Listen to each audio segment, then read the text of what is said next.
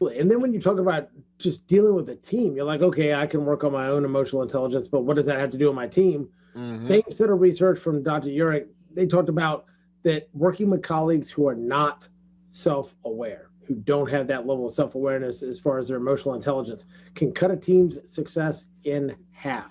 Absolutely. You want a 50% cut in your productivity for your team because you've got a couple of folks that are a little less self-aware than they should? Well, and Dave, remember, what's the reason, the number one reason why people will leave an organization? If they don't leave the organization, they're leaving a supervisor or a manager, whoever they report to. And that emotional intelligence is a major factor in that person's effectiveness to influence that person to want to stay and excel or look for greener pastures. Absolutely, absolutely. Because I mean, it increases stress, it decreases motivation, and in the big picture, like you said, it's John Maxwell had the quote: "People don't leave organizations; people leave people." That's right. And you're absolutely right. If you have a leader that has a high turnover, especially nowadays, do you really have the money to be able to? Turnover is expensive. Very expensive. Do you, as much as we need to run lean and get things done, do you really have the money to be able to just keep churning people? Probably not. Self-management is the same thing. Self-management, once you're aware of yourself, got to be able to manage yourself. That's the one side of the equation.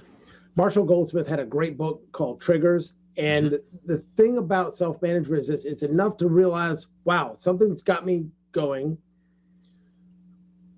I'm triggered, I'm upset, or I'm getting ready to get upset. It's that awareness of it. It is that absolute split second, instead of something triggers you and you automatically react. And it's just habit. We all do it. I mean, it's just the way it is. But to be aware of it, that gives you that split second to make a conscious decision. And now I can actually do something else. Exactly. It's like as if they don't know, they don't know. And that's when trouble arrives at the door.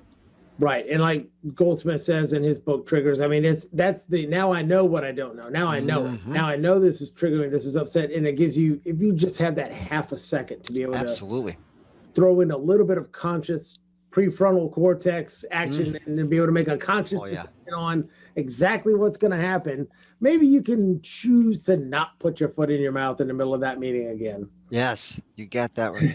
Yeah, and that's why we're so excited about this, because the time is right for people to become more aware of the fact that emotional quotient plays a major role in the success of themselves and their people and their company as a whole, and they can do something about it. So that's what we're here to tell them about. Oh, yeah.